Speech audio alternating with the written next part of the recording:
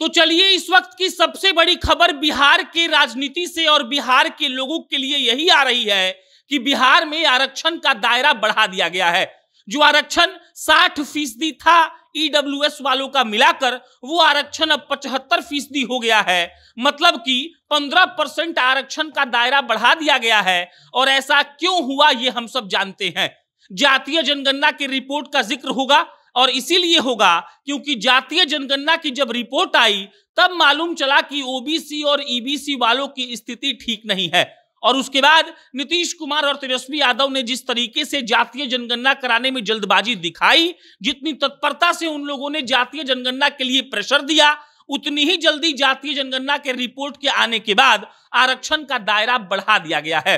नीतीश कुमार शीतकालीन सत्र में विधानसभा और विधान परिषद में खड़े होकर बोल चुके थे कि देखिए, जो जातीय जनगणना की रिपोर्ट आई है उस हिसाब से हमें आरक्षण के दायरे को बढ़ाना होगा। और उन्होंने कहा था कि लमसम 75% तक आरक्षण दिया जाएगा और अब 75% आरक्षण दिया जाएगा। इसका गजट प्रकाशित हो गया है और अब से ये नौकरी और शिक्षण संस्थानों में लागू हो जाएगा।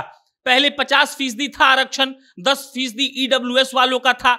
उसके बाद अब 15% और बढ़ गया है, मतलब कि 75% हो गया। और अगर आप ये जानना चाहते हैं कि कौन से वर्ग को कितना आरक्षण मिलेगा तो ध्यान से सुन लीजिए। एससी, एसटी और ईबीसी, ओबीसी को आरक्षण मिलता था, वही आरक्षण मिलेगा। अब कैसे मिलेगा समझ लीजिए। आरक्षण आपको मिलेगा जो नया प्रावधान हुआ है उसके हिसाब से। अनुसूचित जाति को 20%, अनुसूचित जनजाति को 2%, अति पिछड़ा जाति को 25%, इसके अलावा पिछड़ा वर्ग जो है उसको 18%। और उसके बाद जो सामान्य वर्ग के लोग थे जिसको ईडब्ल्यूएस कहा जाता है, जिनको गरीबी के आधार पर आरक्षण दिया गया था, उनको जो 10% मिलता था वो मिलता रहेगा। मतलब जो आरक्षण था आपका 60%, अब वो हो गया है 65%। और ये आज से ही लागू हो जाएगा नौकरी में, शिक्षण संस्थानों में। अब इसका मायना समझिए। इसका मायना यही है कि नीतीश कुमार और तेजस्वी यादव, आप लालू यादव या आरजेडी भी कह सकते हैं, उन लोगों ने जो कहा था वो करके दिखा दिया।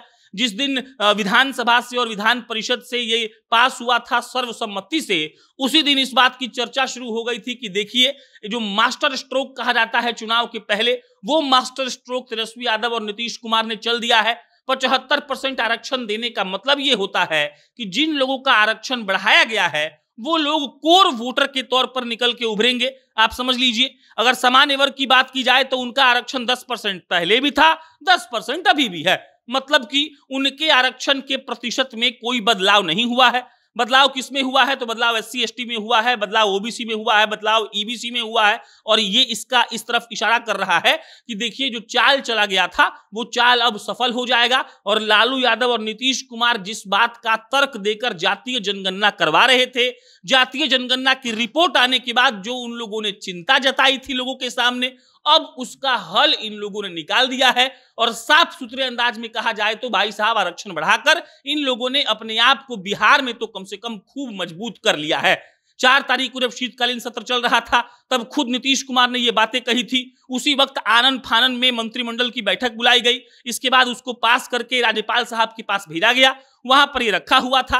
राज्यपाल साहब ने इस पर दस्तखत किया और उसके बाद गजट प्रकाशित हो गया। मतलब कि ये अब नियम बन गया और अब नौकरी में और शिक्षण संस्थानों में 75% आरक्षण दिया जाएगा, जिसमें सबसे ज्यादा फायदा जो है वो एससी, एसटी, ओबीसी और ईबीसी को हुआ है। ईडब्ल्यूसी का 10 पहले भी था, 10 अभी भी है। उनको जो पहले मिल रहा था अभी मिल रहा है, लेकिन जिनका बढ़ा है वो वाकई में खुश भी होंगे। और नीतीश कुमार, लालू यादव और तेजस्वी यादव का जो मंशा था वो यही था।